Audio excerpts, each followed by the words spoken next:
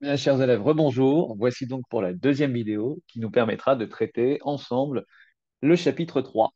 Ce chapitre 3, il se trouve sur le dernier polycopié que je vous ai distribué en cours, donc normalement le numéro 4. Et ce polycopié, il est constitué de plusieurs pages et je vous propose qu'on mène ensemble ce chapitre 3 qui s'intitule À l'écoute de la vie intérieure. Intérieure, je vais y arriver.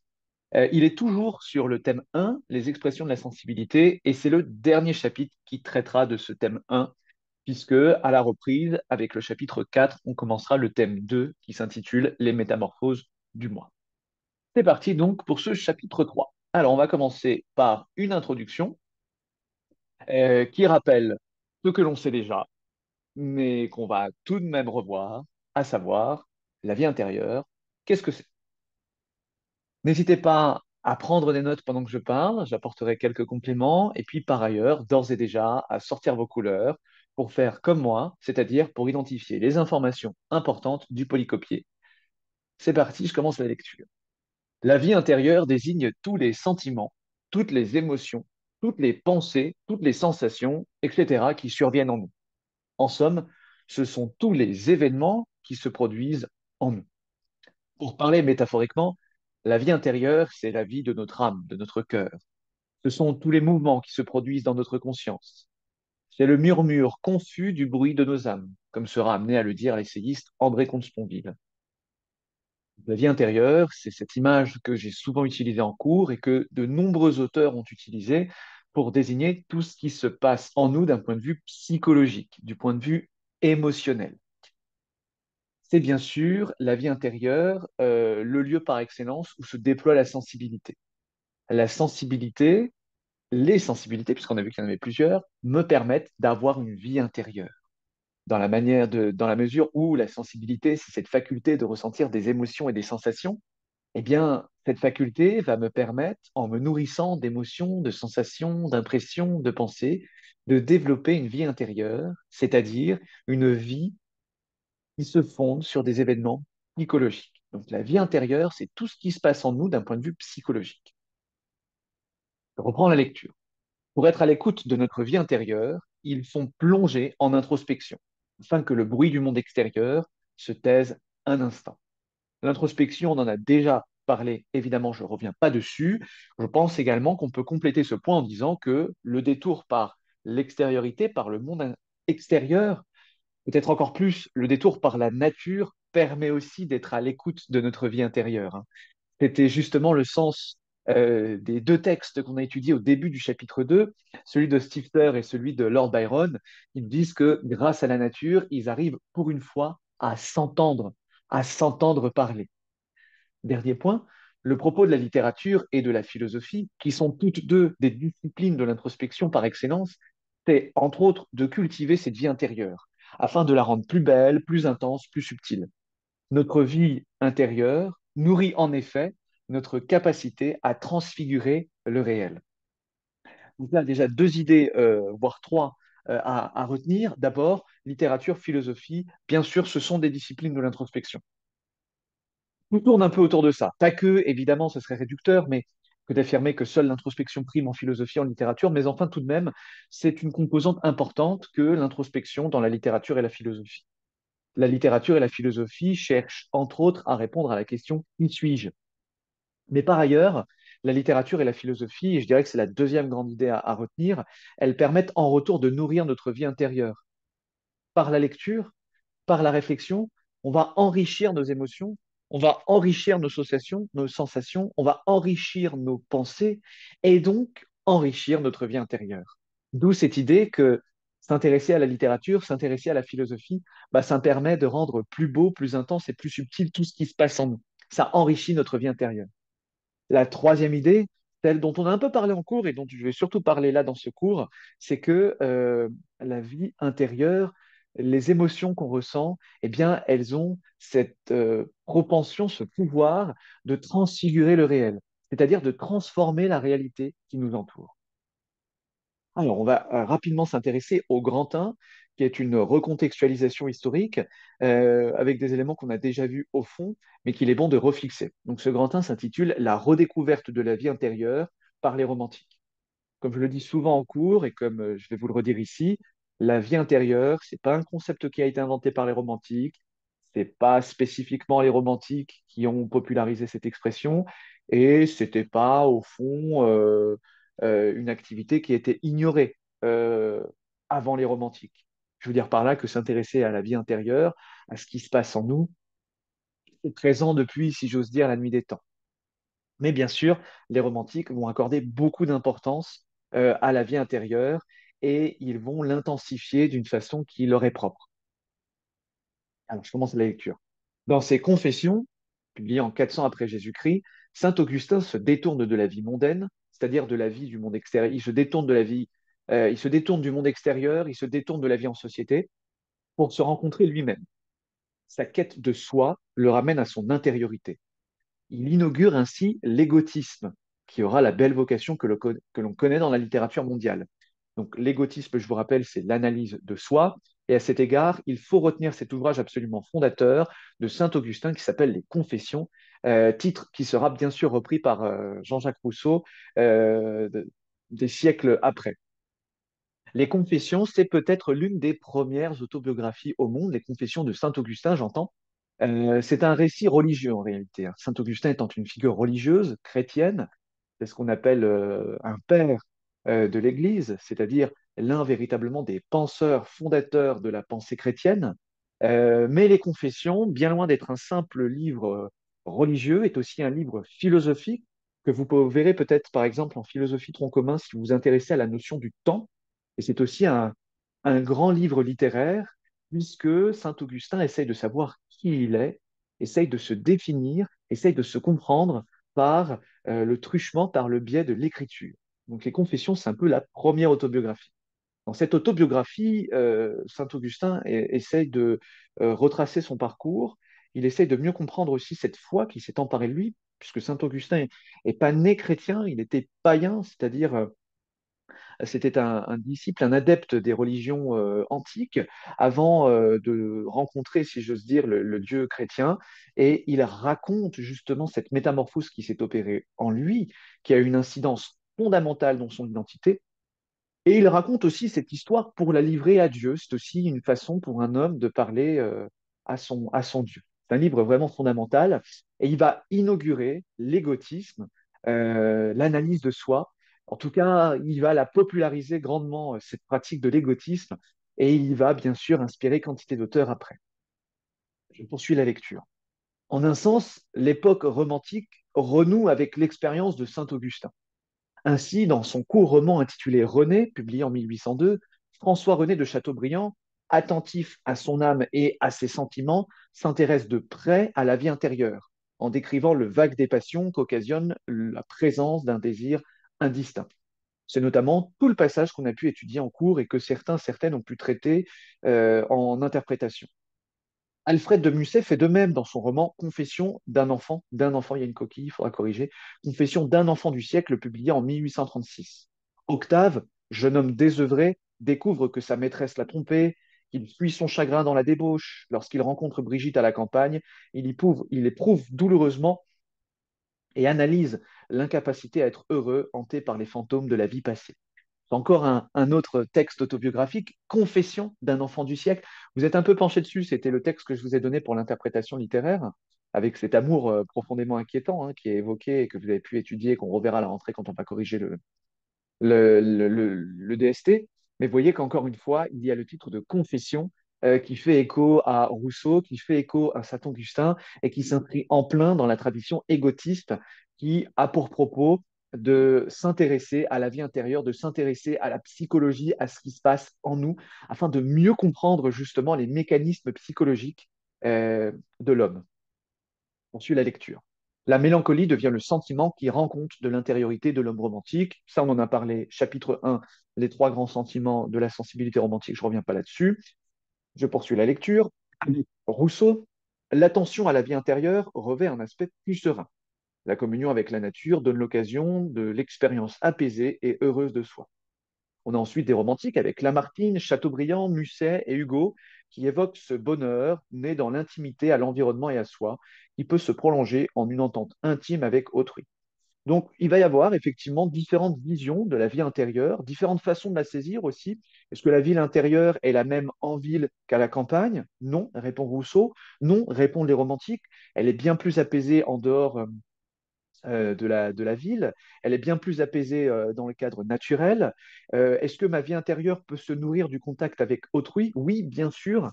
Elle s'enrichit même. On va voir en fait comment la vie intérieure fonctionne. C'est vraiment ce qui va intéresser les romantiques. Et ce qui avait déjà intéressé d'autres auteurs, mais les romantiques vont vraiment y mettre un accent fondamental, tant et si bien que chaque romantique en fera presque le cœur de son œuvre, la vie intérieure. Alors, grand 2, la vie émotionnelle, qui est au fond un peu un synonyme de la vie intérieure. La vie intérieure, c'est quoi? C'est la vie émotionnelle, c'est la vie de mes émotions. Je commence la lecture jusqu'à la période romantique, c'est-à-dire jusqu'au 19e siècle, au long 19e siècle, la raison avait occupé la réflexion philosophique et morale. La raison, cette notion que vous avez vue en cours en philosophie de tronc commun, je ne vais pas trop me pencher là-dessus, hein, mais je vous rappelle que c'est justement cette composante rationnelle de l'être humain qu'on oppose souvent à la sensibilité.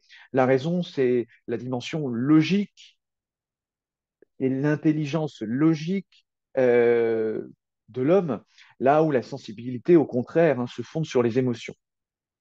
La raison, disais-je, avait occupé la réflexion philosophique et morale, notamment durant la période classique, au XVIIe siècle. Les passions, les sentiments forts, donc, hein, n'étaient étudiés que pour trouver les moyens d'en guérir. Au XIXe siècle, en revanche, la philosophie et la psychologie naissante s'intéressent aux émotions pour elles-mêmes. Celles-ci ne sont plus le signe de la défaite de la raison, mais elles définissent l'existence humaine. Les émotions sont perçues comme fondamentales dans notre vie. Donc ça, c'est au fond le grand apport des romantiques. Là où, jusqu'au XIXe siècle, les émotions étaient vues avec une certaine forme de méfiance. Je dois me méfier de mes émotions. Je dois faire en sorte que mes émotions ne me contrôlent pas. Seule la raison doit me gouverner. Je dois être un être rationnel. Je dois écouter la raison avant tout. Je dois me méfier de ma sensibilité. Et bien sûr, je dois proscrire les passions. C'est pour ça que les passions sont toujours condamnées jusqu'au XIXe siècle. Elles sont toujours vues comme néfastes. Elles sont toujours vues comme mortelles. Au XIXe siècle, on change la donne. La raison n'est pas déconsidérée, mais elle est, en un sens, mise en, si je veux dire, en balance avec la sensibilité. La raison est une composante essentielle de l'homme, bien sûr, mais la sensibilité l'est tout autant. Et je n'ai pas à étouffer mes émotions. Et je n'ai pas à taire mes émotions. Et je n'ai pas à m'empêcher de vivre mes émotions.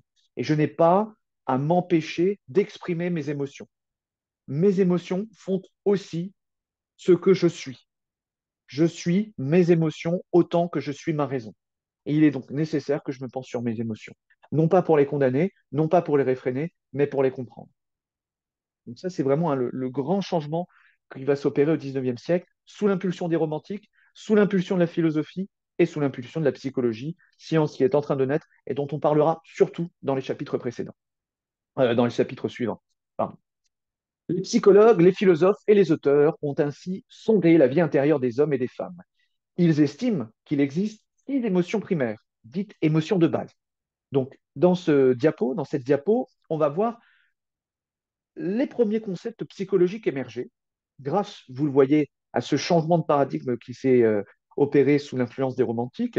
Et la première, si j'ose dire, découverte, c'est qu'il y a des émotions fondamentales, des émotions de base, des émotions primaires et des émotions secondaires. Alors, les émotions primaires, c'est comme les couleurs primaires, d'accord? Ce sont celles qui sont fondamentales et à la base de toutes les autres émotions. Il y a 6 émotions primaires qui sont les suivantes. La joie, la tristesse, la peur, la colère, le dégoût, la surprise. Alors, vous pouvez remarquer par ailleurs que j'ai fait un classement entre des émotions euphoriques et des émotions dysphoriques. Je dis des émotions euphoriques. Je suis allé un peu vite, il n'y en a qu'une, la joie. À l'inverse, nous avons 5 émotions dysphoriques. Les émotions dysphoriques, ce sont celles qui vont avoir un impact émotionnel négatif, c'est-à-dire susciter quelque chose qui est de l'ordre de la tristesse. Il va être de l'ordre de la douleur, d'une forme de souffrance émotionnelle. Là où l'émotion euphorique va susciter quelque chose qui est pleinement de l'ordre de la joie et du bonheur, quelque chose qui va avoir un impact positif sur notre psychologie, sur notre psyché, quelque chose qui est de l'ordre, au fond, non pas de la souffrance, mais du bien-être émotionnel. Il y a quelque chose d'un peu triste, hein, au fond, dans ce constat qui est fait par les psychologues, avec ce modèle proposé par les psychologues, c'est qu'il n'y a qu'une seule émotion euphorique pour 5 émotions dysphoriques. Et ça, en fait, il faut s'intéresser un peu à l'histoire de l'évolution. Euh, J'entends par là l'évolution biologique, euh, celle mise en lumière par Darwin, et qui nous permet de bien comprendre en fait le rôle des émotions dysphoriques dans notre survie. En réalité, ces émotions dysphoriques, elles nous permettent d'être en alerte, de fuir le danger et donc de survivre. Là où l'émotion euphorique n'a aucun rôle dans la survie, elle en a un dans l'absolu, parce que la joie, bien sûr, contribue au bien-être, et le bien-être est fondamental dans la survie, puisqu'il me donne envie de continuer d'être ici. Mais face au danger, l'émotion euphorique peut être justement facteur, enfin, elle peut être vecteur d'illusion, vecteur de, euh, d'aveuglement, d'un manque de lucidité et d'un manque de vigilance qui peut nous faire rencontrer le danger. Donc les émotions dysphoriques, si elles sont aussi nombreuses, c'est parce qu'elles ont eu une utilité dans l'évolution de l'espèce humaine. Elles nous ont, entre autres, permis de faire face au danger et de développer en nous une vigilance accrue. C'est un peu plus compliqué que ça, mais enfin, disons, voilà pour la réponse rapide à cette dissemblance, cette dissymétrie, ce déséquilibre entre émotions dysphoriques et émotions euphoriques. Je poursuis la lecture. Après les émotions primaires, qui sont au nombre de 6, nous avons des émotions secondaires. La nostalgie, par exemple. Alors, une émotion secondaire, c'est quoi? Ben, en fait, c'est un mélange d'émotions primaires. Pour avoir une émotion secondaire, je dois avoir au moins deux émotions primaires mélangées. L'autre nom d'émotion secondaire, c'est sentiment. En fait, les sentiments sont des mélanges d'émotions. Je parlais de la nostalgie. La nostalgie, c'est une émotion secondaire. C'est donc aussi un sentiment. Pourquoi est-ce qu'on peut dire que c'est une émotion secondaire? Eh bien, parce que la nostalgie est un mélange de joie et de tristesse. La nostalgie, je vous rappelle, c'est le fait de repenser au passé, généralement des moments heureux, et de constater néanmoins que ce passé est passé, qu'il ne reviendra plus. Mélange de joie et de tristesse pour la nostalgie, disais-je. Ben oui, parce que la joie, elle est liée à ce passé qui était heureux et auquel je repense. Il y a quelque chose de l'ordre de la joie qui naît alors en moi. Mais il y a aussi derrière et en même temps de la tristesse, parce que ce passé ne reviendra plus et je le constate. Il est loin de moi, il s'est évaporé. Et ce faisant, la tristesse apparaît. Donc vous voyez comment la nostalgie, c'est à la fois de la joie et de la tristesse. On peut prendre un sentiment comme la honte. La honte, ça peut être perçu comme un mélange de peur et de colère. La honte, c'est la peur de la réaction de l'autre, c'est la peur de soi-même aussi, de son comportement, et c'est en même temps une colère que l'on retourne contre soi, parce qu'on a le sentiment de ne pas être à la hauteur. On pourrait ajouter aussi une autre émotion dans la honte. La honte, ça peut être un mélange de peur, de colère et de dégoût à l'égard de soi-même. Alors, les années allant, les modèles psychologiques vont se complexifier. Vous le verrez quand on va s'intéresser à la psychologie. Et là, par exemple, on a un modèle plus précis proposé par le psychologue Robert Plutchik. Ce modèle plus précis s'intitule La roue des émotions. Et ça permet de penser plus finement, en fait, cette histoire d'émotions primaires, d'émotions secondaires. Vous voyez qu'il y a une échelle d'intensité qui permet, au fond, de faire varier les émotions, d'en saisir les subtilités. Regardez comment, par exemple, en haut, on va de la sérénité, qui est l'émotion la plus faible, à la joie, qui est une émotion plus forte, à l'extase, qui est le summum de la joie. Je suis de l'acceptation à la confiance, de la confiance à l'admiration, de l'appréhension à la peur, de la peur à la terreur, de la distraction à de la surprise à l'étonnement, de la songerie à la tristesse, de la tristesse au chagrin, de l'ennui au dégoût, du dégoût à l'aversion, de la contrariété à de la colère à la rage, et enfin de l'intérêt à l'anticipation, de l'anticipation à la vigilance. Et cette roue permet aussi de voir des interactions entre, mettons, la peur et la surprise, qui peut créer un phénomène de crainte, entre l'acceptation et l'appréhension, euh, ou la terreur et l'admiration, ou la peur et la confiance, qui peut créer un phénomène de soumission. entre la confiance et la joie qui peut créer l'amour, la joie et l'anticipation qui peut créer l'optimisme, l'anticipation et la colère qui peut créer l'agressivité, je vais y arriver, entre le colère et le dégoût qui peut créer le mépris, entre le dégoût et la tristesse qui peut créer le remords, et enfin entre la tristesse et la surprise qui peut créer le désappointement. Donc, vous voyez que ce modèle, il est plus subtil, il permet de comprendre au fond de manière plus fine ce qui se passe en nous. Bref, vous voyez que cet intérêt pour la vie intérieure, ça va nous permettre de percevoir toute la richesse de la vie émotionnelle, toute la richesse de la sensibilité. Et ça nous permet, bien sûr, en retour, d'avoir une connaissance scientifique sur nos mécanismes psychologiques. Donc, les romantiques ont vraiment eu raison, en fait, de mettre l'accent sur la vie intérieure, parce que ça nous permet de mieux comprendre comment on fonctionne et donc qui nous sommes en réalité. Alors, il y a d'ailleurs une référence à la théorie des émotions primaires dans le film Vice Versa de Pixar que vous pouvez regarder si vous ne l'avez pas vu. C'est une façon assez simple, assez ludique et assez plaisante de voir euh, eh bien, comment, au fond, notre psyché fonctionne et d'avoir un aperçu euh, des théories psychologiques qui ont pu se développer sous l'influence des romantiques. Dans ce film que vous avez peut-être déjà vu, on suit l'histoire d'une jeune fille dont le nom m'échappe à l'instant, c'est pas grave, et qui déménage. Ce déménagement va créer en elle une sorte de déséquilibre émotionnel. Enfin, il va avoir un impact émotionnel. Et toute l'originalité de ce film, c'est que on suit l'histoire de la jeune fille euh, moins d'un point de vue externe que d'un point de vue interne et même supra-interne, puisqu'en fait, on est pleinement plongé dans sa psyché et on suit des petits personnages qui ne sont autres que des incarnations des émotions primaires de la jeune fille. Donc, n'hésitez pas à voir ce film de Pixar qui est une bonne façon de s'approprier eh bien, cette théorie-là. Alors, je poursuis un peu la lecture de cette synthèse sur la vie émotionnelle. Donc, les émotions, on l'a compris, ça rythme notre vie. Les émotions sont ce qui nous permet de nous sentir en vie. En effet, la réalité s'éprouve toujours à partir d'un état émotionnel spécifique. Et ça, c'est quelque chose que vous pouvez voir dans la vie de tous les jours. Une heure de cours, elle ne passe pas de la même façon selon notre état émotionnel. Si cet état émotionnel est joyeux, l'heure de cours passe plus vite. Si c'est rythmé par l'ennui, l'heure de cours passe effroyablement lentement. Si c'est la tristesse, encore une fois, l'heure de cours va être teintée bien, d'autres choses. Nos émotions configurent, et ça c'est très important de le comprendre, configurent notre expérience de la réalité. D'accord? En d'autres termes, il n'y a pas d'expérience de la réalité objective et neutre. Toute votre expérience de la réalité se fait sous le prisme d'au moins une émotion. Je reprends au troisième point. La manière dont les états émotionnels peuvent influencer notre perception du monde, voilà précisément ce qui va intéresser la littérature à partir du 19e siècle et surtout au gré du 20e siècle. J'aurais même pu prolonger au gré du 21e siècle. L'intériorité du sujet devient le point de vue à partir duquel le monde est visé et connu. D'où, bien sûr, la prédominance du point de vue interne dans les narrations du 19e et du 20e siècle. Non pas que ce soit d'ailleurs le seul point de vue utilisé.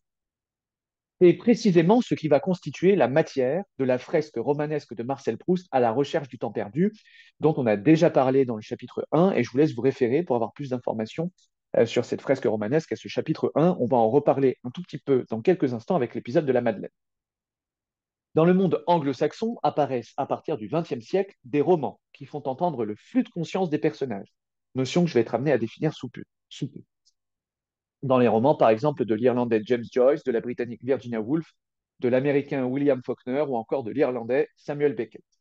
Même au cinéma, l'état émotionnel des personnages devient la perspective à partir euh, de laquelle la représentation, faudra corriger, à partir de laquelle la représentation du monde s'élabore. Que l'on pense au cinéma surréaliste de Louis Buñuel, à celui de Salvador Dali, ou bien au film expressionniste allemand de Murnau, par exemple, bien les films de Jean Renoir. Donc là, j'ai pris des cinéastes qui sont véritablement ceux du début du cinéma. Là, on est dans les années 20, 30, 40, 50, à l'extrême rigueur, mais surtout 20-30. On est dans ce qu'on appelle l'expressionnisme allemand, qui n'est pas du tout un cinéma réaliste. Je vous montrerai quelques images en cours, mais pouvoir chercher sur Internet. C'est pas du tout un cinéma réaliste. C'est-à-dire qu'on ne cherche pas à reproduire un décor réaliste. Le décor est déformé en fonction de l'état émotionnel du personnage. Et ça, c'est quelque chose de très intéressant et qui témoigne de toute l'importance qu'on accordait alors à la vie émotionnelle. Alors maintenant, on va s'intéresser à un texte qui est vraiment fondamental. C'est l'épisode de la Madeleine qu'on trouve dans le tome 1 de La recherche du temps perdu. Ce tome 1 s'intitule Du côté de chez Swann. Il a été publié en 1913 et je vous rappelle que tout cela a été écrit par Marcel Proust. Je vous lis cet extrait. Non, non, non, je vous lis cet extrait. Et bientôt, machinalement, accablé par la morne journée et la perspective d'un triste lendemain, je me portais à mes lèvres une cuillerée de thé où j'avais laissé s'amollir un morceau de madeleine. Mais à l'instant même où la gorgée, mêlée de miettes du gâteau, toucha mon palais, je tressaillis, attentif à ce qui se passait d'extraordinaire en moi. Un plaisir délicieux m'avait envahi, isolé, sans la notion de sa cause. Et il m'avait aussitôt rendu les vicissitudes de la vie indifférentes, ses désastres inoffensifs, sa brièveté illusoire, de la même façon qu'opère l'amour, en me remplissant d'une essence précieuse.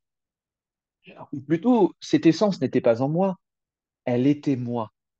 J'avais cessé de me sentir médiocre, contingent, mortel. D'où avait pu venir cette puissante joie? Alors ici, on est avec le narrateur. Je vous rappelle que À la recherche du temps perdu, c'est un roman, enfin une fresque romanesque, donc un ensemble de romans, sept romans, qui raconte au fond le parcours de Marcel Proust. C'est un texte assez autobiographique, mais à aucun moment le narrateur personnage ne porte de nom, tant et si bien qu'il est coutume de l'appeler le narrateur avec un grand N.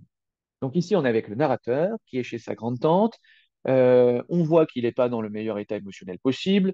Euh, il va prendre le thé avec sa grande-tante. Il mange une madeleine. Il fait tremper un morceau de madeleine dans le thé. Il porte le tout dans sa bouche. Et alors là, se produit en lui un feu d'artifice exceptionnel. Son état émotionnel change du tout au tout et il a une révélation extraordinaire sur lui. Une révélation qui est digne d'une expérience transcendante, comme on a vu tout à l'heure dans le Sublime, et qui va le replonger dans un moment de son enfance. Alors, ce texte, il est important, il faut qu'on l'étudie rapidement. C'est donc le moment de sortir vos couleurs et de bien penser à prendre en note la légende que je vais afficher progressivement. Alors, la question qu'on va se poser, et qui est celle qui est posée sous votre texte, est la suivante. En quoi l'extrait nous montre-t-il la capacité qu'ont les émotions à transformer notre expérience de la réalité? Et là, bien sûr, il y a une terrible coquille qu'il faut corriger tout de suite. À transformer, bien sûr, c'est A accent aigu, transformer ER. Donc corrigez ça tout de suite. Hop là. Alors, avec une première couleur, on va identifier les éléments suivants. Machinalement, accablé par la morne journée, la perspective d'un triste lendemain, les vicissitudes de la vie, ses désastres, sa brièveté, me sentir médiocre, contingent, mortel. Cet élément qu'on a repéré, cette première couleur qu'on a utilisée, eh bien, c'est ce qui correspond aux émotions dysphoriques, donc celles qui produisent, je vous rappelle, de la souffrance, du mal-être, celles qui sont liées à la tristesse, à la colère, etc. Alors, on va donc noter cette légende. Avant de noter la légende, on va noter cette phrase, qui est vraiment importante pour bien comprendre ce texte. Car en effet, ce célèbre extrait, il est fondé sur une tension entre deux éléments différents. Cette tension, elle débute d'abord avec la présence, petit 1, première couleur, des émotions dysphoriques, qui sont celles présentes au début, initialement, chez le narrateur. Remarquez d'ailleurs comment, dans le dernier élément, me sentir médiocre, contingent, mortel, on a la présence d'une énumération ternaire qui va vraiment insister sur la présence nette de ces émotions dysphoriques. Cette tension, elle existe entre des émotions dysphoriques et, deuxième couleur, des émotions euphoriques qu'on va donc identifier ici avec, pour moi, la couleur verte. Ce sont les éléments suivants qui nous permettent de parler d'émotions euphoriques. Délicieux, de la même façon qu'opère l'amour en me remplissant d'une essence précieuse, cette puissante joie. Et on note, petit 2, et une émotion profondément euphorique, qui est quasiment de l'ordre de la joie et même de la transcendance. Alors, creusons encore un peu, essayons de voir comment on passe d'un pôle émotionnel à un autre pôle émotionnel, comment on passe des émotions dysphoriques à une émotion euphorique. C'est une troisième couleur qui va nous permettre de répondre à la chose et on va repérer les éléments suivants. Je portais à mes lèvres une cuillerée du thé où j'avais laissé s'amollir un morceau de madeleine. À l'instant même où la gorgée, mêlée de miettes du gâteau, toucha mon palais, je, je tressaillis. Un plaisir délicieux m'avait envahi. Troisième couleur, ce rouge, il a permis d'expliciter le passage d'une émotion à une autre. En effet, petit 3, ce passage d'une émotion dysphorique à une émotion euphorique est rendu possible par la sensation. Donc ici, vous voyez que c'est la sensibilité physique qui va permettre de modifier la sensibilité psychologique. La sensation va transformer les émotions. On observe bel et bien ici donc une interconnexion, une interdépendance, une complémentarité évidente entre la sensibilité physique et la sensibilité psychologique. Avançons un peu dans l'étude du texte et repérons ce mot, mais, mot qui peut apparaître anodin, mais qui, comme je serai amené à vous le dire, est souvent important dans les textes. On va d'abord, donc avec cette quatrième couleur identifiée, mais, et ce mais, il correspond à une conjonction de coordination adversative. La conjonction de coordination, mais où est donc hors Nicard, permet de relier entre elles deux propositions et donc de créer une phrase complexe. La conjonction de coordination adversative, elle permet de créer une opposition entre ce qui précède et ce qui suit. Adversative, adversaire, donc on a vraiment ici l'idée d'opposition. Et cette conjonction mais, elle permet de créer une opposition assez forte, bien sûr, entre un état émotionnel et un autre état émotionnel. Donc, dans ce petit 4, il nous faut noter la sensation et les émotions qu'elle induit engendrent une métamorphose du narrateur et de son expérience de la réalité. Ce que souligne bien donc cette conjonction qui crée une opposition entre un avant et un après. Et puis, par ailleurs, on va souligner et réutiliser cette même couleur. Alors, d'abord, on réutilise cette même couleur pour les mots indifférente, inoffensif, illusoire, et on va souligner les groupes nominaux vie indifférente, désastre inoffensif, brièveté illusoire. Et on répercute tout ça dans notre légende en la complétant. Euh, Cet état émotionnel, ce passage d'un état émotionnel à un autre, cette métamorphose euh, de la vie intérieure, elle est aussi bien sûr explicitée par les oxymores. Ce qu'on a identifié auparavant, c'est les oxymores. Remarquez que tout ce qui était négatif ici est complètement annulé grâce au pouvoir de la sensation qui va déclencher une émotion euphorique. Quand je ressentais avant les vicissitudes de la vie, maintenant elles me semblent indifférentes. Les vicissitudes, c'est les petites souffrances du quotidien, l'aspect un peu vide, vain de la vie, le sentiment que tout ça ne sert à rien, le à quoi bon qu'on peut souvent, enfin parfois opposer à la vie. Bah, ces questionnements un peu douloureux, ils deviennent indifférents. Les désastres de la vie deviennent inoffensifs. La brièveté de la vie devient une illusion. Bref, remarquez comment tout ce qui fait que la vie est souffrance disparaît aussitôt grâce au pouvoir de la sensation qui va déclencher en moi une nouvelle émotion. Et cette nouvelle émotion va complètement modifier l'expérience de la réalité que le narrateur peut faire. Quand je disais tout à l'heure que notre réalité, notre expérience de la réalité, notre perception de la réalité, elle est toujours configurée par un état émotionnel, vous le voyez bien. Au début, le personnage est triste et la vie est nulle. Maintenant, le personnage est joyeux et la vie devient super. Je suis un peu caricatural, mais vous avez compris où je veux en venir. On va prendre une nouvelle couleur, c'est la cinquième couleur qui va nous permettre d'identifier les éléments suivants. Ce qui se passait d'extraordinaire en moi. Et cette essence n'était pas en moi, elle était moi. Remarquez hein, cette répétition ici du mot moi, comme pour montrer vraiment l'importance de l'identité, de cette modification qui s'opère au sein du narrateur, et à quel point tout cela, au fond, est toujours lié à un questionnement un peu existentiel sur le moi. Cette cinquième couleur, elle me permet d'identifier quelque chose d'important dont on a déjà parlé, à savoir cette idée que l'expérience sensorielle et émotionnelle que vit le narrateur, eh bien, cette expérience, elle permet au moi profond du narrateur d'émerger.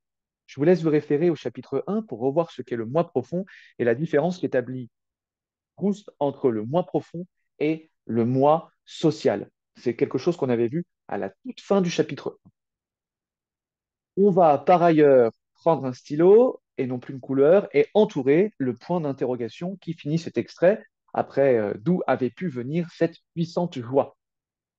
C'est le petit 6, et on a là un questionnement de nature philosophique. Effectivement, le narrateur se demande d'où vient cette joie, comment ça se fait que par une simple sensation qui est parfaitement anodine, boire du thé et manger une madeleine, c'est à la portée de tous, comment expliquer qu'il passe véritablement d'un état émotionnel à un autre drastiquement opposé? Eh bien, ce questionnement, en fait, il va amorcer après une réflexion sur un concept que va faire émerger Proust dans son roman, et qui est le concept de mémoire involontaire, sur lequel il va falloir prendre quelques notes. Donc là, je vous laisse compléter avec éventuellement, je pense qu'il n'est pas inutile d'avoir à côté de soi, quand on suit ce cours, une page vraiment de cours où on prend des notes. Et là, il va falloir recopier ce qui va suivre. Comme ça, vous n'allez pas perdre la main, et même au loin, je continue de vous torturer. Alors, cet extrait, disais-je, il illustre le concept de mémoire involontaire, et là, il faut recopier ce qui est là parce que ce n'est pas présent sur votre cours. Le concept de mémoire involontaire, il est développé par Marcel Proust tout au long de son cycle romanesque qui s'intitule, je vous le rappelle, À la recherche du temps perdu. Ça a été publié entre 1913 et 1927, et les derniers tomes, ils sont publiés de manière posthume. Et c'est encore travaillé de manière plus nette dans le dernier tome qui s'intitule Le temps retrouvé, publié en 1927. La mémoire involontaire, c'est un type de mémoire qui se déclenche de manière inattendue, souvent en réponse à un stimulus sensoriel. Par exemple, l'odeur d'une madeleine trempée dans du thé, ou bien alors l'irrégularité. Donc ça, c'est le passage qu'on a vu, hein, l'odeur et le goût d'une madeleine trempée dans du thé, ou bien alors l'irrégularité d'un pavé contre lequel on vient trébucher. Ça, c'est un autre épisode qui se situe dans Le temps retrouvé. Le narrateur marche dans une cour pavée, il se prend le pied dans un pavé, il trébuche, et là, hop, la mémoire involontaire travaille. En faisant ce geste anodin, il y a un souvenir qui va émerger. Je reprends la lecture. Cette mémoire permet au narrateur de revivre des moments du passé avec une intensité particulière, en accédant à des souvenirs profondément ancrés. Pour Proust, la mémoire involontaire est une fenêtre sur le temps perdu, c'est-à-dire le temps qui est passé et qui semble s'évaporer et qu'on ne semble pouvoir jamais récupérer, ce temps qu'on oublie, tous ces événements qui font ce que nous sommes et qui pourtant disparaissent de notre mémoire. Proust nous montre qu'en fait, ils ne disparaissent jamais vraiment. Ils sont là, cachés quelque part, et on peut les faire revenir, et en les faisant revenir, on se comprend d'autant mieux.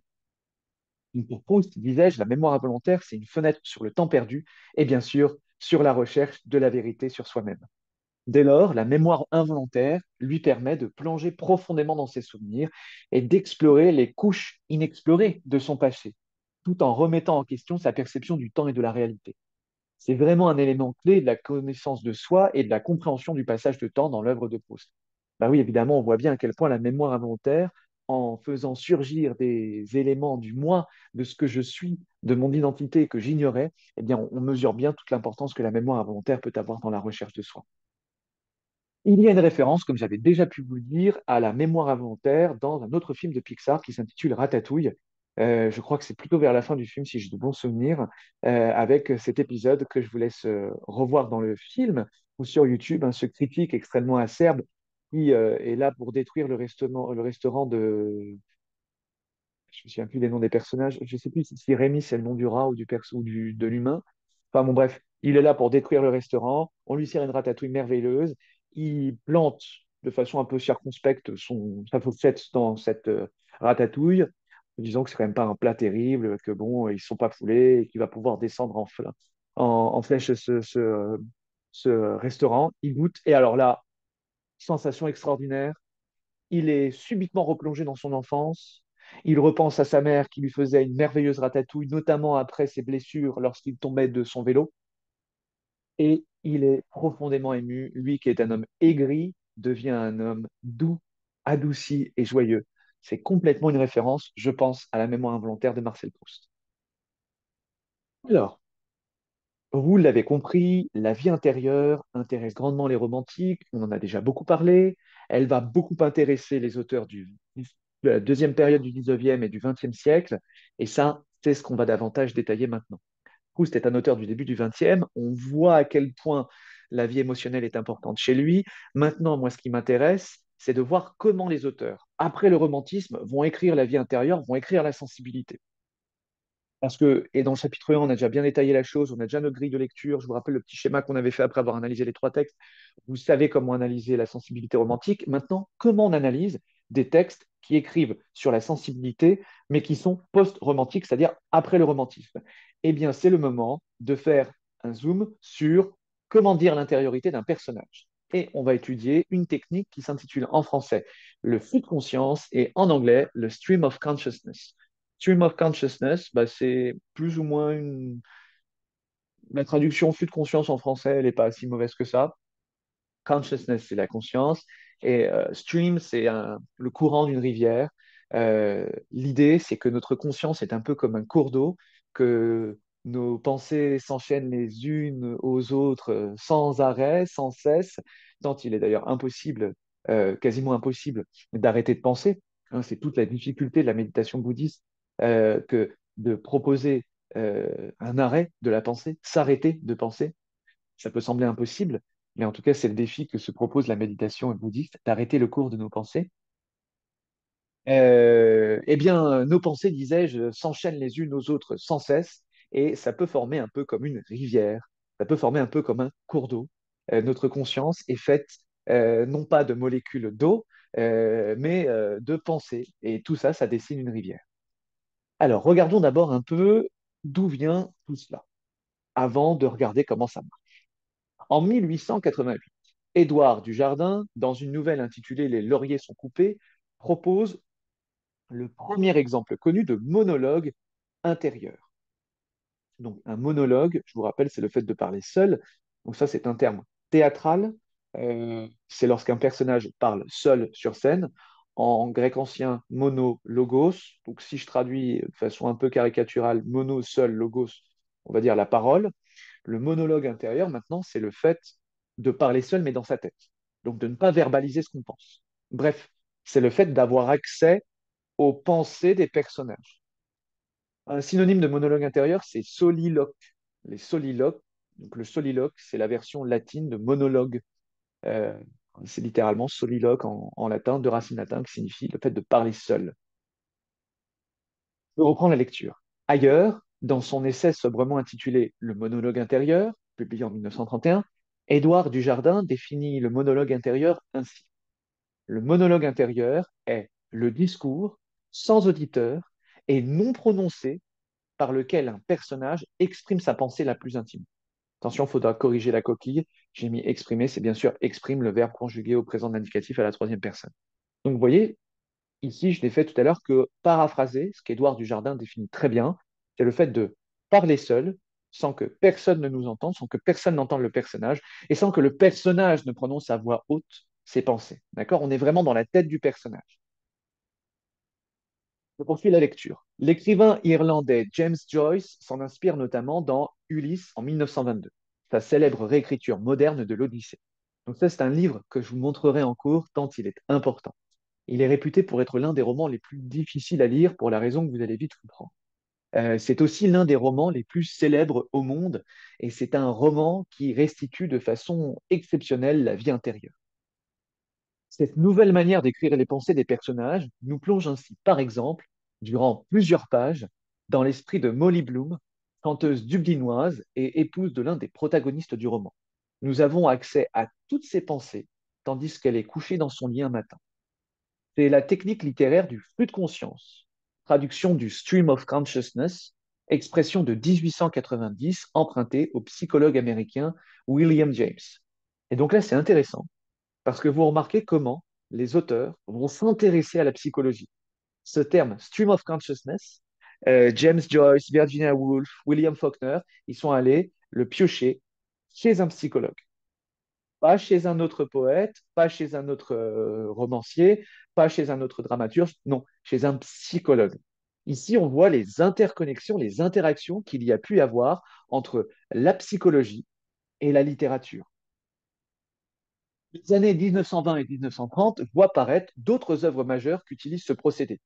En Angleterre, les romans de Virginia Woolf, par exemple, comme Les Vagues, et aux États-Unis, Le bruit et la fureur, en 1929, de William Faulkner, dont la première partie nous fait entendre les pensées de Benji, qui souffre d'un handicap mental. très intéressant. Bien sûr, que cette gageure que de se mettre dans la tête de quelqu'un qui souffre d'un handicap mental. Virginia Woolf également, d'un point de vue littéraire, c'est très intéressant. D'un point de vue politique et féministe, ça l'est tout autant parce que Virginia Woolf va pas que, mais assez souvent quand même se mettre dans la tête de personnages féminins. Et enfin, les femmes vont pouvoir verbaliser leurs pensées, y compris leurs pensées les plus intimes. C'est notamment le cas dans ce très beau roman qui s'appelle Mrs. Dalloway. Donc il y a aussi un acte un peu politique, féministe, revendicateur en tout cas, de la part de Virginia Woolf. Elle qui sera amenée à écrire un très bel essai féministe, en tout cas qui pense la condition de la femme de façon très intéressante et qui s'appelle Une chambre à soi, qui nous montre à quel point comment en fait l'humanité a été privée de beaucoup de chefs-d'œuvre parce que les femmes n'avaient pas de chambre à elles, c'est-à-dire d'un espace où elles peuvent être seules, indépendantes, autonomes et penser pour elles-mêmes et par elles-mêmes, sans être accaparées par les tâches parfois et même souvent aliénantes, par exemple de la vie domestique. Ferme la parenthèse. En France, c'est surtout le nouveau roman dans les années 1950 qui utilise des formes de flux de conscience avec des auteurs comme Nathalie Sarraute, Claude Simon et Marguerite Duras.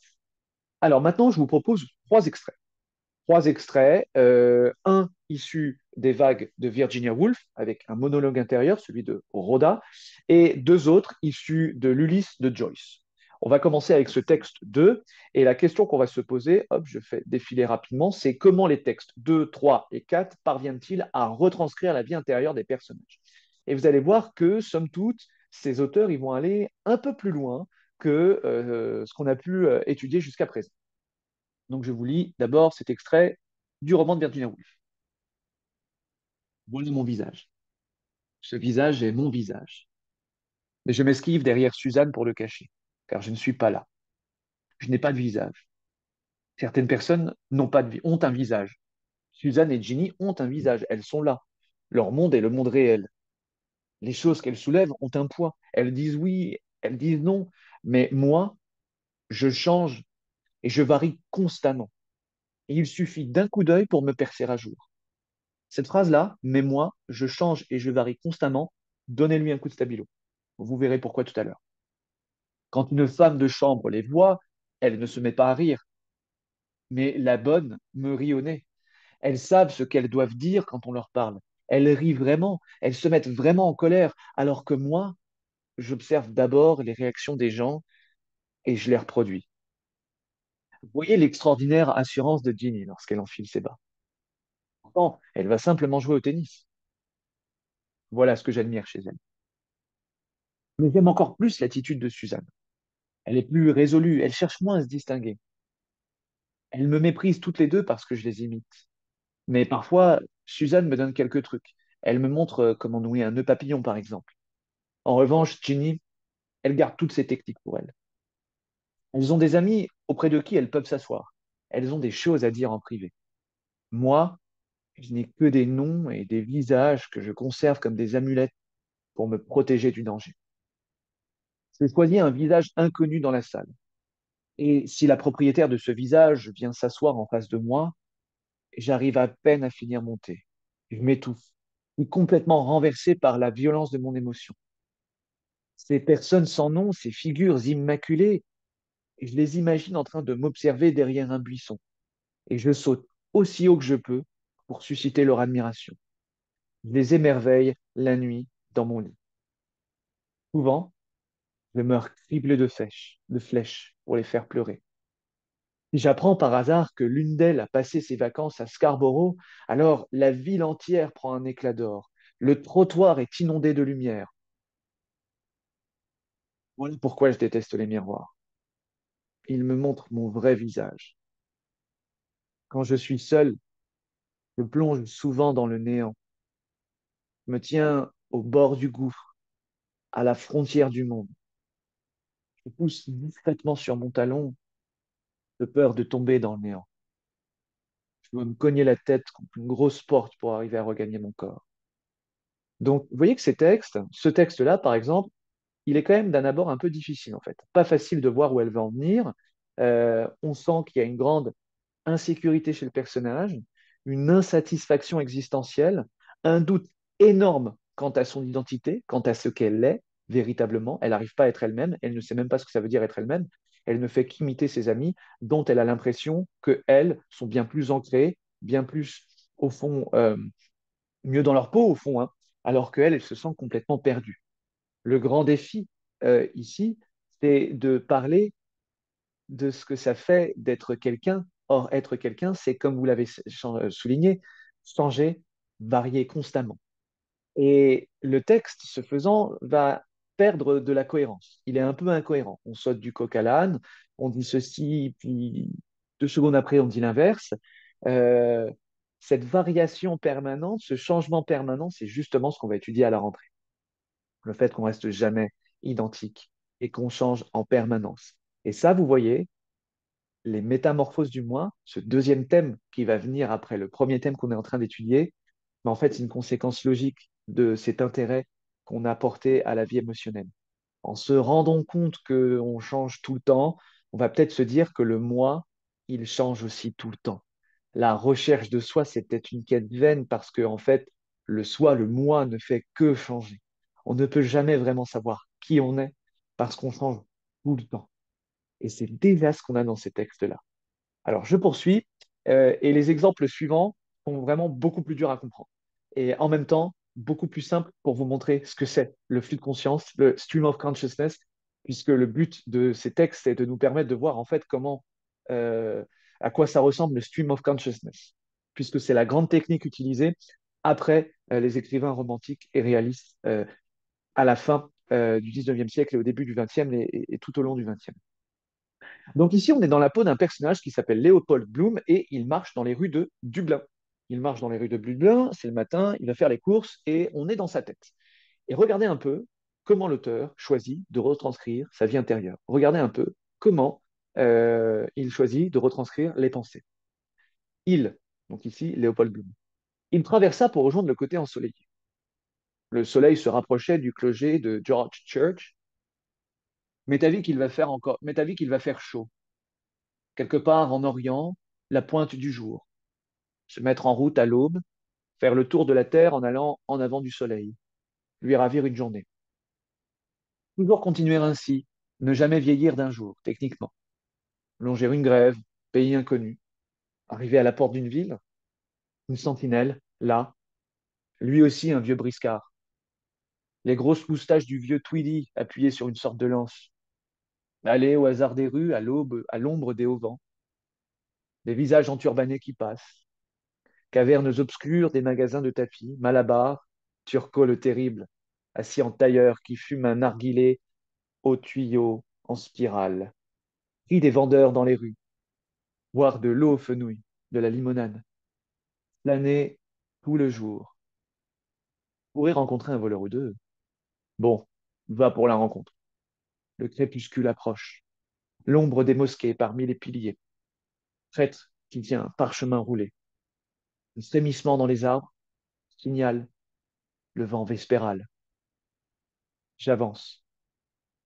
Ciel d'or près de s'éteindre. Une mère m'observe dans l'encadrement de sa porte. Elle rappelle ses enfants dans leur langage obscur. Muraille, au-delà des cordes que l'on touche. Lune de ciel nocturne, violet, couleur des jarretières neuves de Molly. Instrument à cordes. Écoute, une jeune fille qui joue l'un de ses instruments, je sais plus quoi, des tympanons. Je passe. Probable qu'en fait, ça ne ressemble pas du tout à ça. Le genre de truc qu'on trouve dans les livres, dans le sillage du soleil. Soleil radieux sur la page de titre.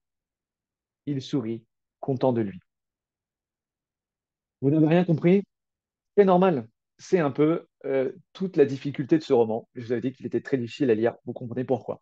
On est dans la tête d'un personnage. Et le propos de l'auteur, son défi littéraire, c'est de restituer ce qui se passe exactement dans sa tête. Or, que se passe-t-il?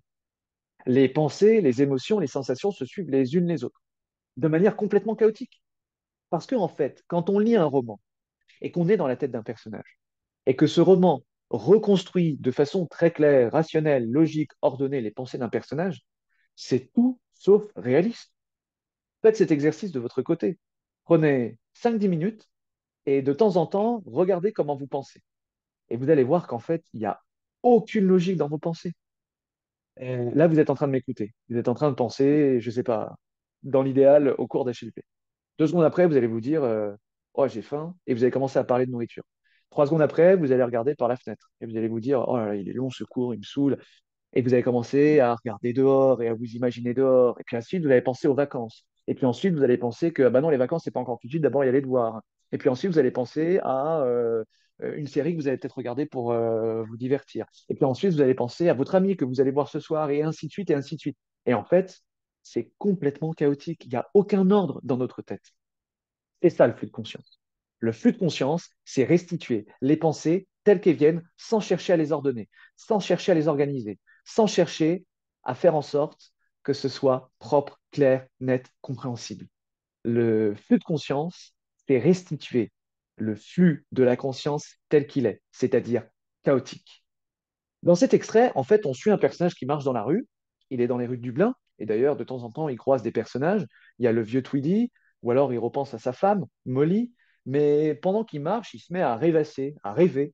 Et quand il rêvasse, quand il rêve, eh bien, il est plus du tout dans les rues de Dublin. Même si au bout d'un moment, il nous parle de George Church, il est bien loin. Il est dans un pays complètement fantasmé en Orient. Il se met à imaginer ce que ça pourrait donner que de se balader en Orient dans une ville du Moyen-Orient même, parce qu'il y a beaucoup d'éléments très exotiques et, euh, et on est là complètement dans un univers exotique hein, qui est celui du Moyen-Orient fantasmé par les Occidentaux. Euh, et pendant qu'il marche dans les rues de Dublin, en fait, en même temps, nous, on le suit dans sa tête et on le suit en train de déambuler dans une ville qui n'existe pas, complètement fantasmée, qu'il est en train de rêver. Puis ensuite, il revient à la réalité. Il dit, ouais, en fait, mon fantasme, ça doit vraiment être un fantasme, ça ressemble pas du tout à ça. C'est le genre de truc qu'on trouve dans les livres. Et regardez même comment le texte est écrit. Il y a des phrases parfois assez longues, beaucoup de phrases nominales, c'est-à-dire sans verbe conjugué. Souvent, le pronom pardon, n'est même pas utilisé. Euh,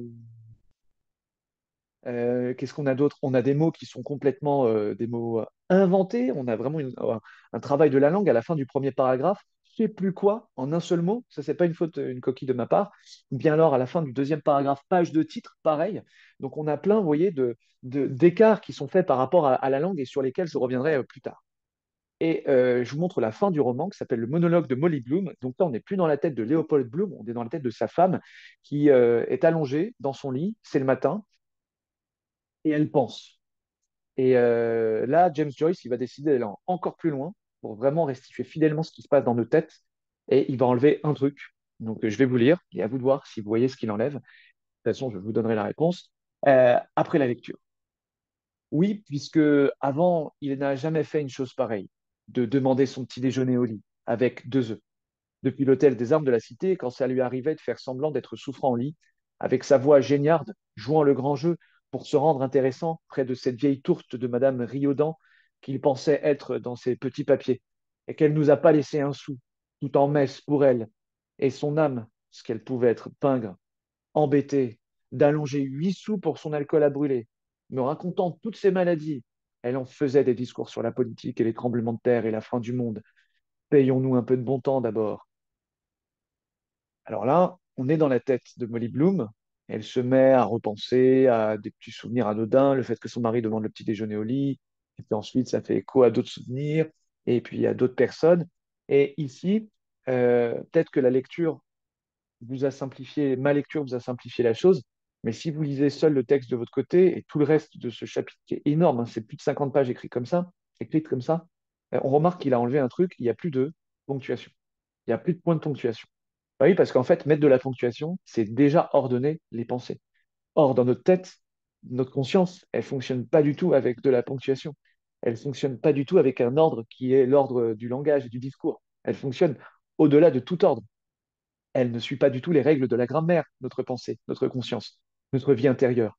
Et donc, quand on veut reproduire fidèlement la vie intérieure, bah, il faut faire sauter toutes les règles grammaticales.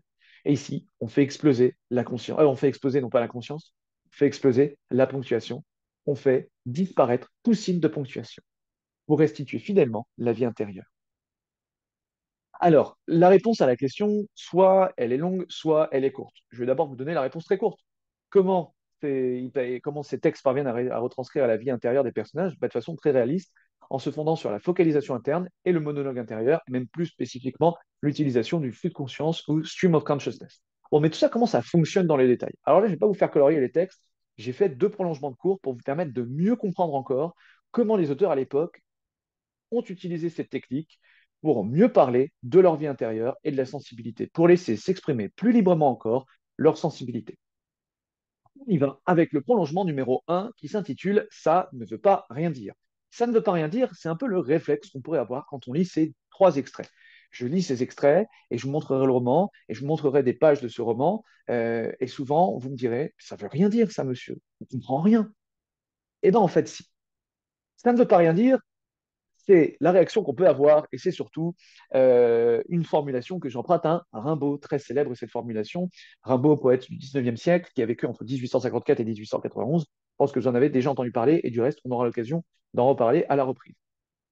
Le lecteur pourra trouver cette formule dans la célèbre lettre du voyant que le jeune poète a adressée à son professeur de français, Georges Isambard, le 13 mai 1871.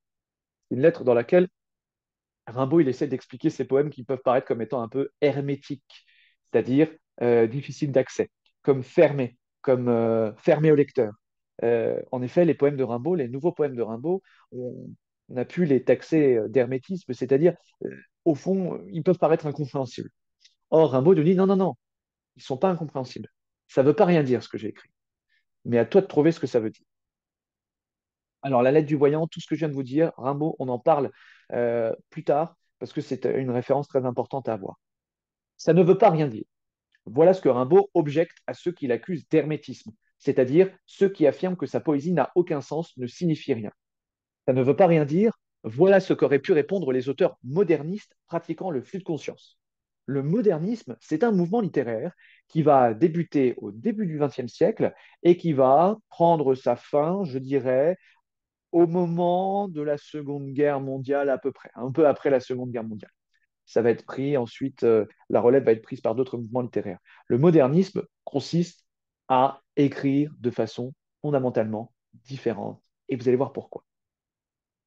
Même si ces textes sont d'une lecture difficile et laissent souvent le lecteur déconcerté et déboussolé, il y a un sens véritable et profond à toute cette entreprise littéraire.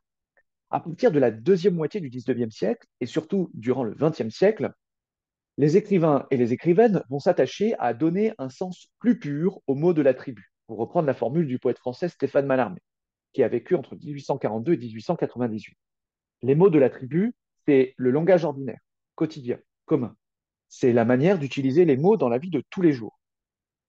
Donner un sens plus pur aux mots de la tribu, c'est précisément chercher à s'éloigner du langage quotidien et chercher une autre manière de manier les mots, ce qu'au fond la littérature a toujours cherché à faire, hein, mais que les auteurs du 19e et du 20e siècle vont mener encore plus loin.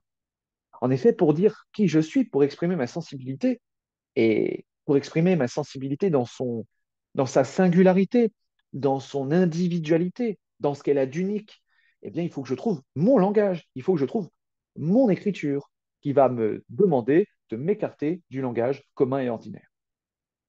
Alors, à cette époque, on va avoir une multitude de textes, tous plus étranges les uns que les autres au premier abord, qui vont émerger.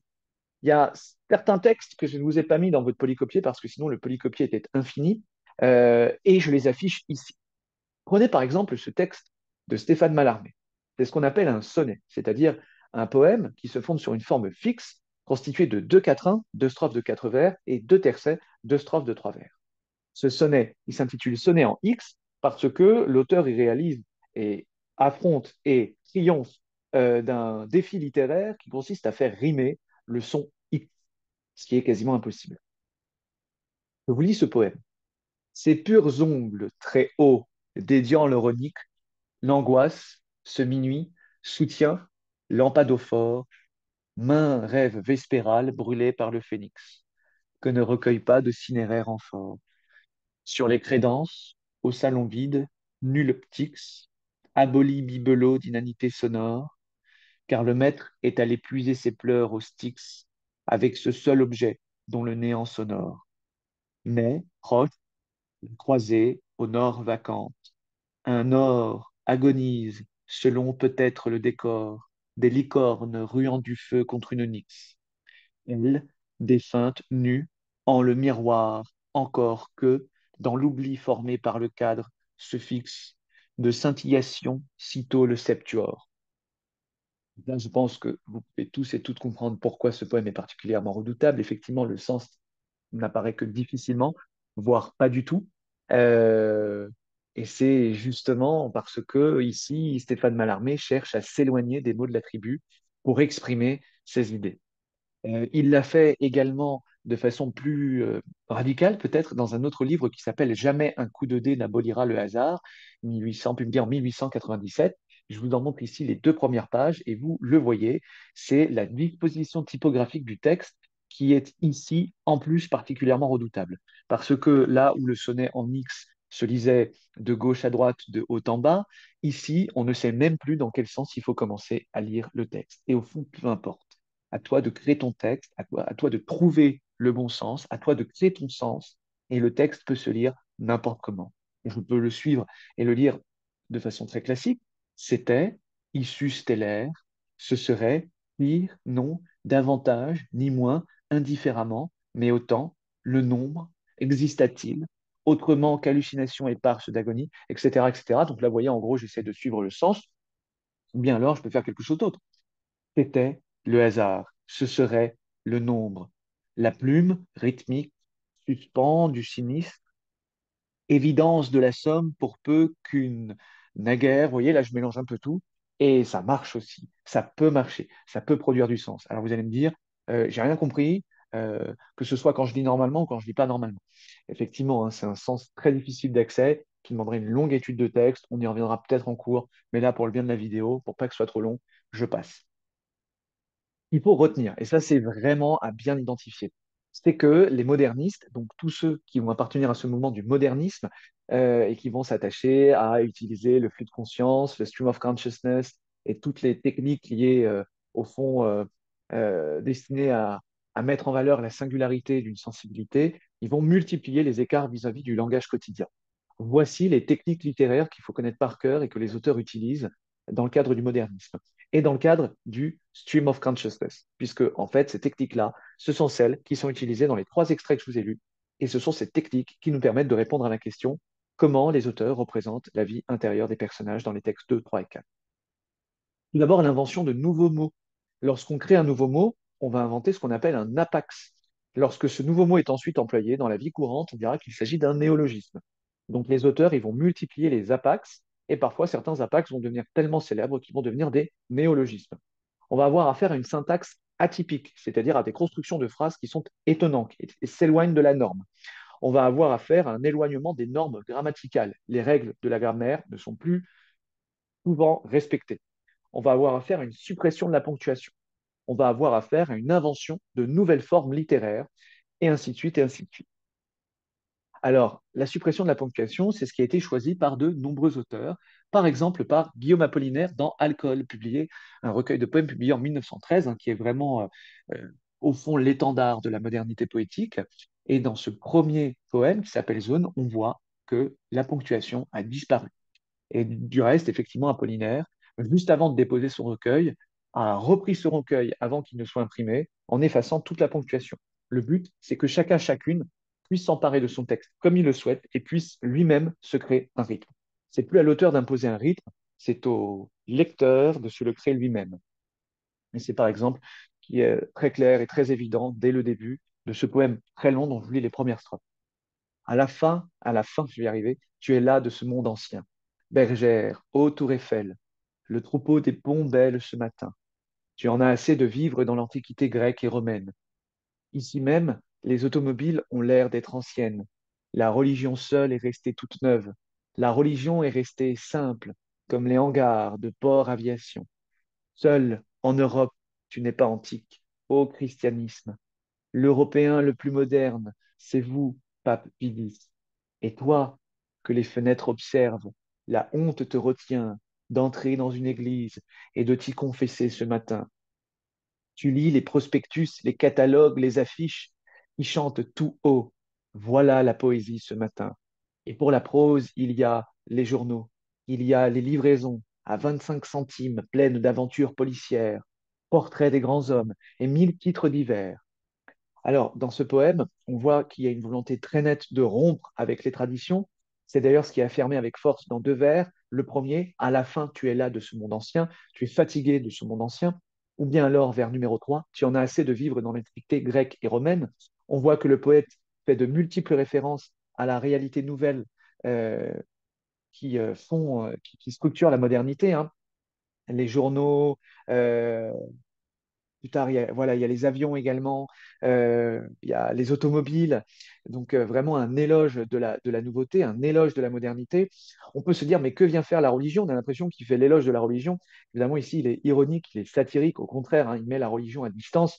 Toute modernité s'accompagne quasi irrévocablement d'une mise à distance de la religion, ce dont on aura l'occasion de parler un peu plus tard. Mais donc, quand il dit l'Européen le plus moderne, c'est vous, Pape Pie X, évidemment, c'est très ironique. On a là une antiphrase qui permet à l'auteur de dire l'inverse exact de ce qu'il pense.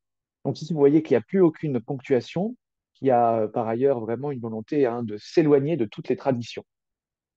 L'invention de nouvelles formes, disais-je, ben, c'est par exemple le cas avec les calligrammes encore de Guillaume Apollinaire. Par exemple, ceci, publié en 1918, ça, les calligrammes, je suis sûr que vous avez rencontré ça au collège. Je vous rappelle que le propos est de créer un poème dont les vers dessinent ce que le poème décrit. Par exemple, à gauche, on a une femme et on peut lire Reconnais-toi, cette adorable personne, c'est toi, voici l'ovale de la figure, et ainsi de suite, sous le grand chapeau, etc.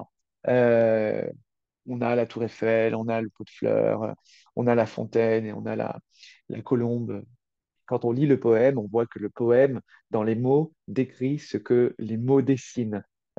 Donc ici, vraiment l'invention d'une nouvelle forme, hein. Vous voyez qu'il va y avoir vraiment, au fond, un brusque surgissement de nouvelles formes pour dire mieux encore notre vie intérieure.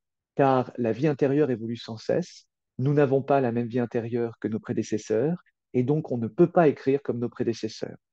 Notre vie intérieure est unique, elle est unique du point de vue de la génération, elle est unique aussi du point de vue de l'individu, et notre génération ne peut pas écrire comme avant. Donc ça, c'est une idée très importante sur laquelle on reviendra à la toute fin de l'année.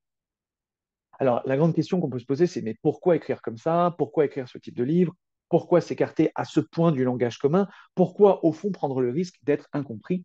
Et pour répondre à cette question, qui est vraiment la grande question qu'on peut se poser en regardant ce que font les modernistes, on va jeter un coup d'œil à James Joyce.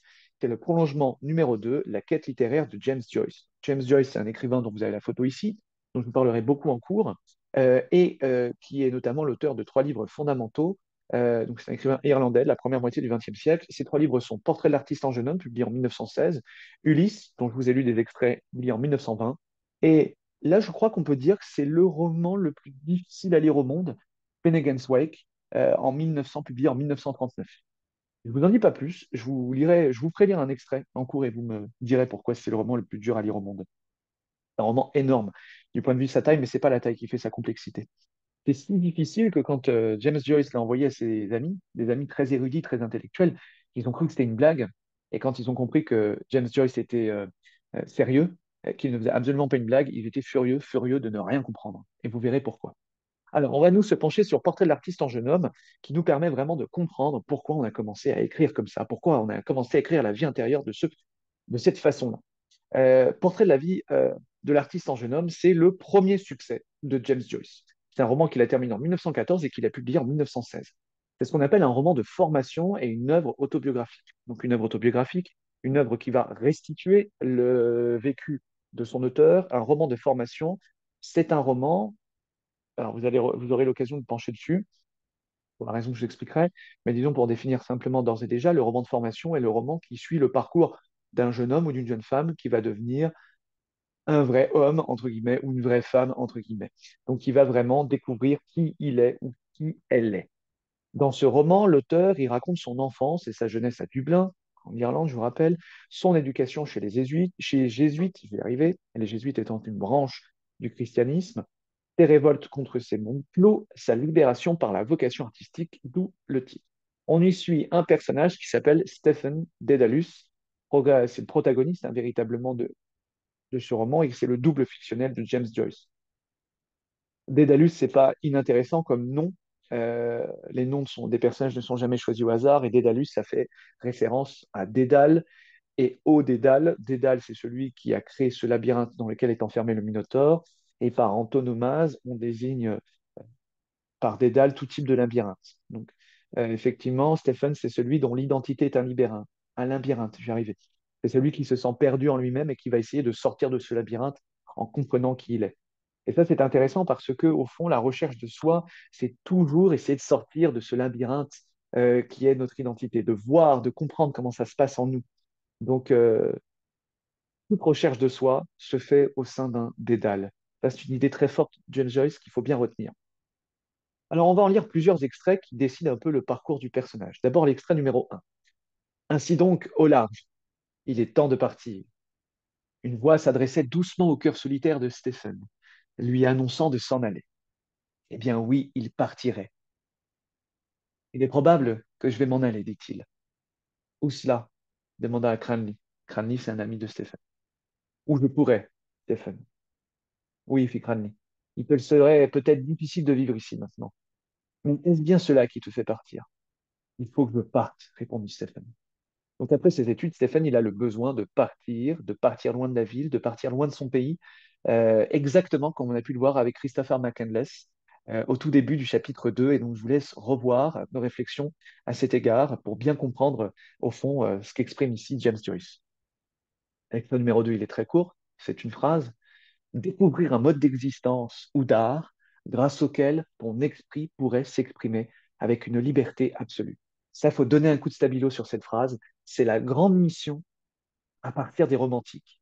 C'est la grande mission des modernistes et c'est la grande mission de Joyce. Et qui explique pourquoi on va commencer à écrire de façon étonnante, de façon singulière, en s'éloignant considérablement de la norme grammaticale. Troisième extrait.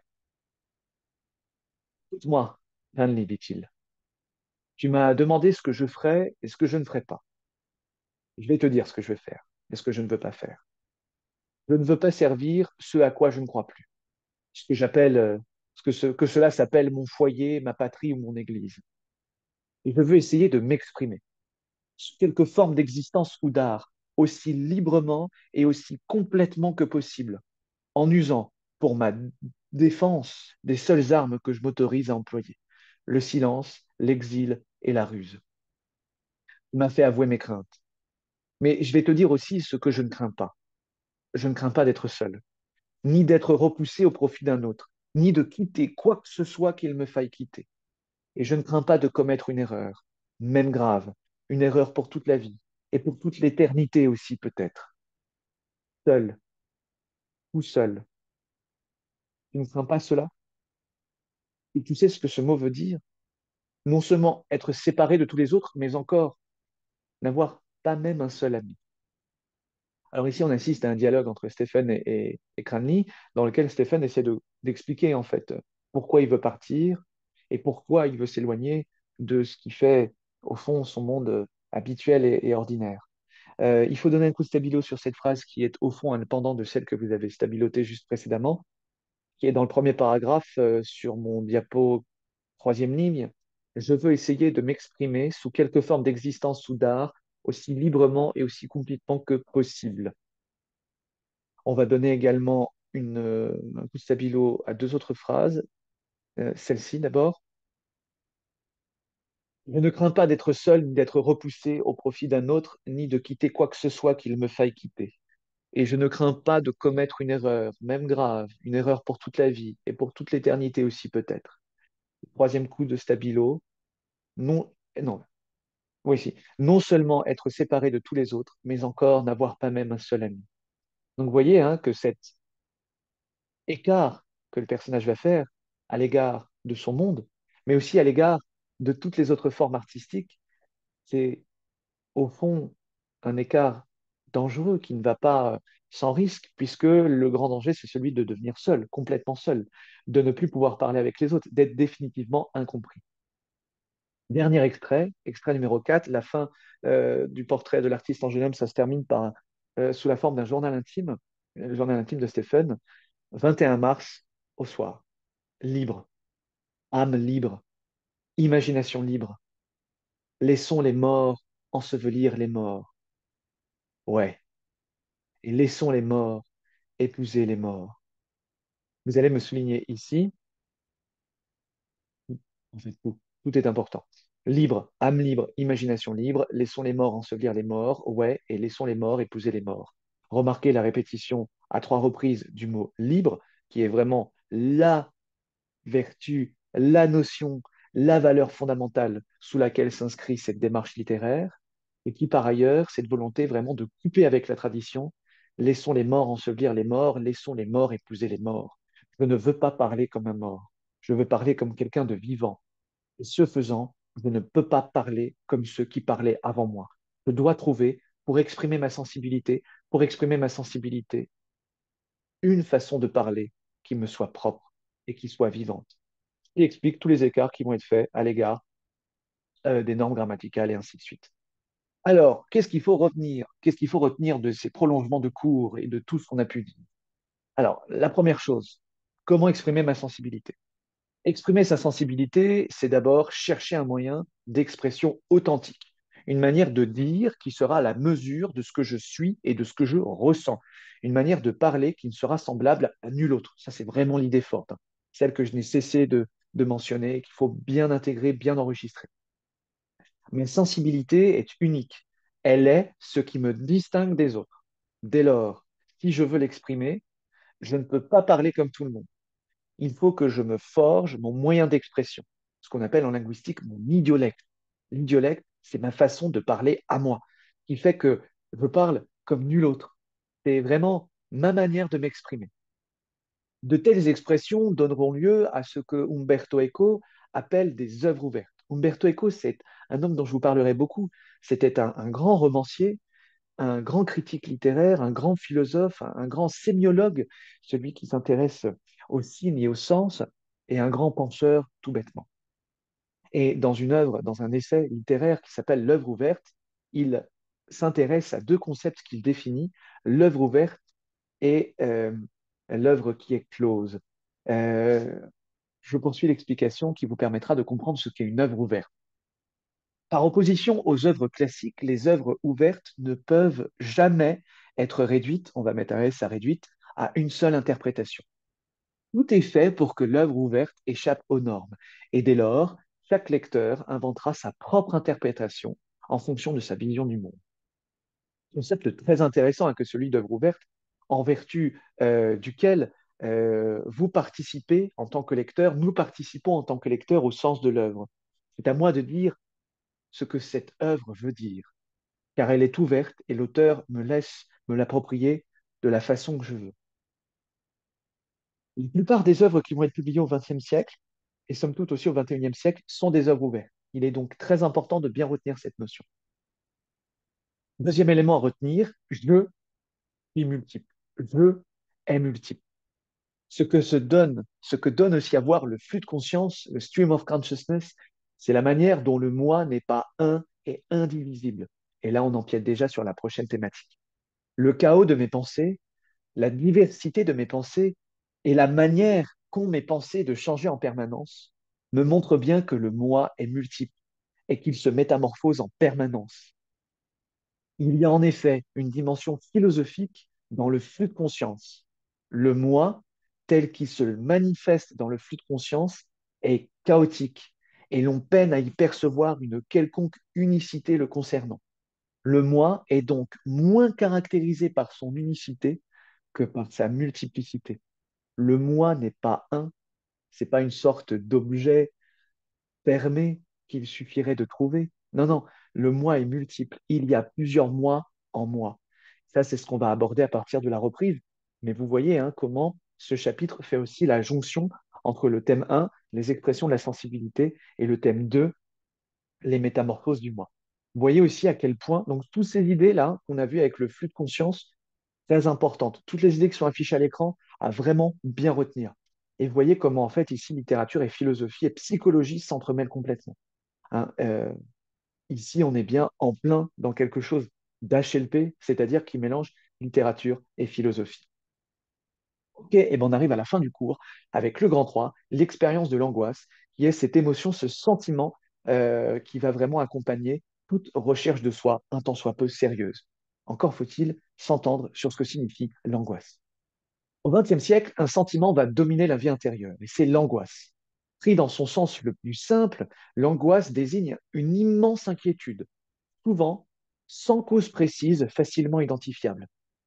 L'angoisse, au sens fort du terme, est donc une émotion qu'aucun objet extérieur ne génère, contrairement à la peur. Donc là, c'est intéressant parce qu'on voit qu'en fait, quand on dit dans la vie de tous les jours, je suis angoissé, on utilise ce mot de travers. Quand on dit, oh là là, l'épreuve d'HLP, ça m'angoisse, ben non, en fait. Ça te stresse, ça te fait peur, mais ça t'angoisse pas. Parce que l'angoisse, malheureusement, n'a pas de cause précise. On ne sait pas d'où vient ce sentiment. On ne sait pas pourquoi on est angoissé. C'est quelque chose de diffus, d'impalpable. C'est un état dont on a du mal à percevoir la cause. Et donc, il ne faut surtout pas l'associer au stress ou à la peur, qui, eux, ont des objets très précis. Donc, on est angoissé par l'épreuve d'HLP, en fait, on est stressé, on a peur, mais on n'est pas angoissé. Parce que on a un objet précis de peur, l'épreuve d'HLP. En revanche, la crise d'angoisse, elle, c'est une bonne formulation parce que souvent, la crise d'angoisse, elle n'a pas d'objet extérieur. Elle n'a pas de cause extérieure, immédiatement identifiable. Évidemment, toute angoisse a une cause identifiable, mais il faut creuser, creuser, creuser. Alors là, on va s'intéresser à un philosophe danois, Søren Kierkegaard, qui a vécu entre 1813 et 1855.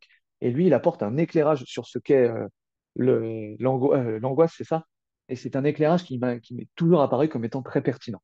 Parce qu'en effet, selon Søren Kierkegaard, l'angoisse précède le péché originel.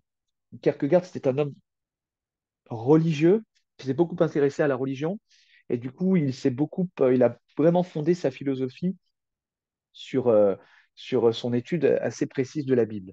Et donc là, il fait référence au péché originel. Je pense que j'ai pas besoin de revenir là-dessus. Tout le monde a cet épisode biblique en tête.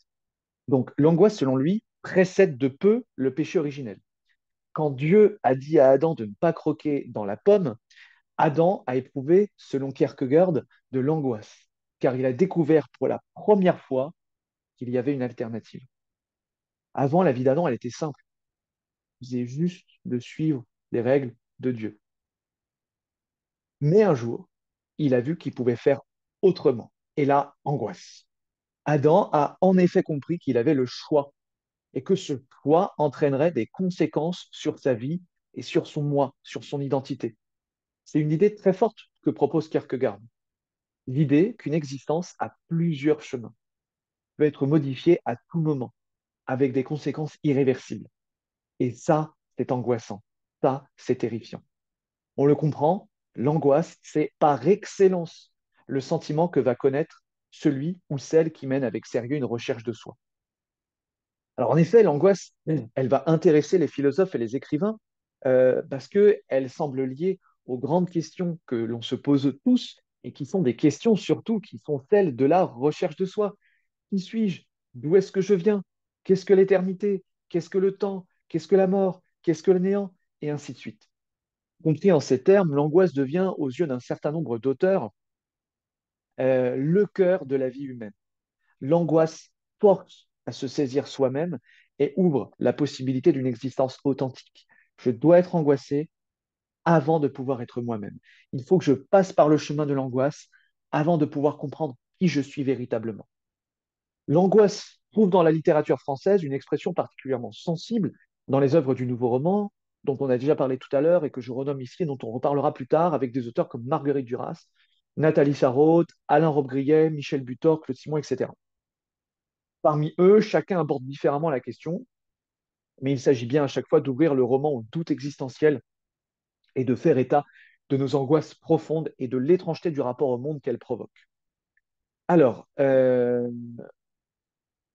on va s'intéresser ici rapidement à un texte qui illustre très précisément ce qu'est l'angoisse. Ce texte, il est issu d'un ouvrage, Ferdi Durk, publié en 1937. C'est un roman qui a été écrit par Witold Gombrowicz, qui est donc un écrivain polonais. Et c'est un roman absolument fondamental, et notre extrait, on peut l'intituler Crise existentielle. Je vous lis l'extrait. Ce mardi-là, Je m'éveillais au moment sans âme et sans grâce où la nuit s'achève, tandis que l'aube n'a pas encore pu naître. Réveillé en sursaut, je voulais filer en taxi à la gare. Il me semblait que je devais partir, mais à la dernière minute, je compris avec douleur qu'il n'y avait en gare, pardonnez-moi, j'ai fait une coquille, il faudra corriger, qu'il n'y avait en gare aucun train pour moi, qu'aucune heure n'avait sonné. Je restais couché dans une lueur trouble. Mon corps avait une peur insupportable et accablait mon esprit. Et mon esprit accablait mon corps. Et chacune de mes fissures se contractait à la pensée qu'il ne se passerait rien, que rien ne changerait, rien n'arriverait jamais, et que, quel que soit le projet, il n'en sortirait jamais rien de rien. C'était la crainte du néant, la panique devant le vide, l'inquiétude devant l'inexistence, le recul devant l'irréalité, un cri biologique de toutes mes cellules devant le déchirement, la dispersion, l'éparpillement intérieur. Peur d'une médiocrité, d'une petitesse honteuse, terreur de la dissolution et de la fragmentation, frayeur devant la violence que je sentais en moi et qui menaçait dehors. Et le plus grave était que je sentais sur moi, collé à moi sans cesse, comme la conscience d'une dérision, d'une raillerie liée à toutes mes particules, d'une moquerie intime lancée par tous les fragments de mon corps et de mon esprit. Quand j'eus repris pleine conscience et me mis à réfléchir, il faudra mettre un S à eut repris, et quand j'eus repris conscience et me mis à réfléchir sur ma vie, ma crainte ne diminua pas d'un iota et s'accrut même encore, quoiqu'elle fût de temps en temps interrompue ou augmentée par un petit rire que ma bouche ne pouvait retenir. Au milieu du chemin de ma vie, je me trouvais dans une forêt sombre.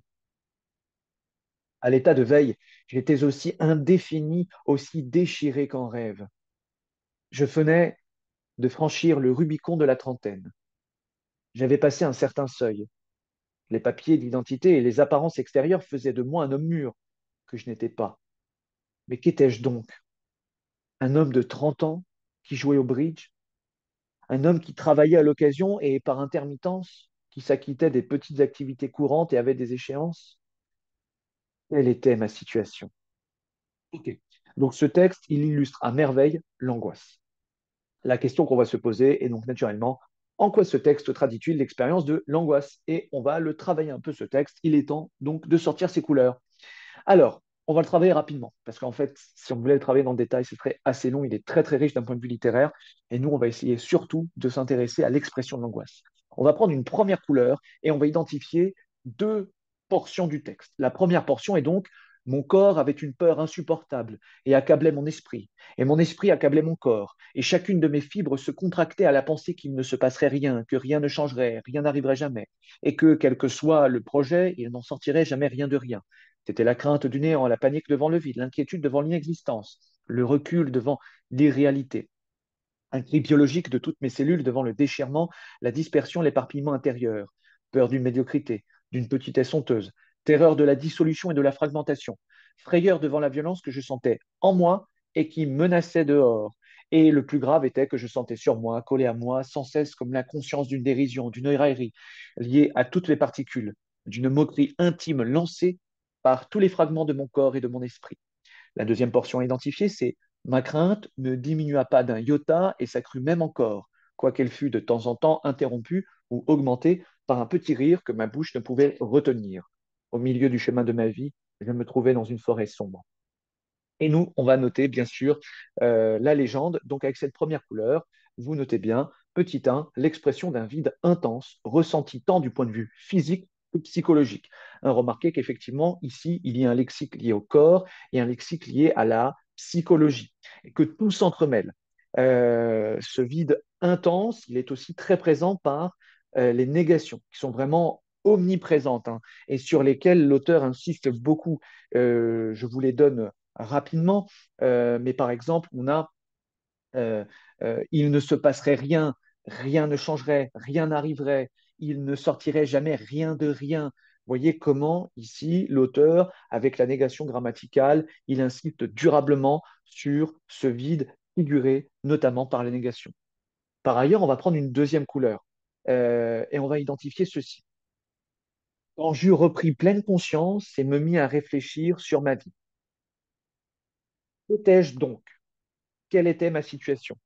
Et on va entourer les points d'interrogation qui figurent d'interrogation qui figurent dans ce texte. On en a donc un après augmenter, un autre après qu'étais-je donc, un autre après bridge, un autre après échéance et un autre après situation. Et hop, on va noter ça dans sa légende, petit 2.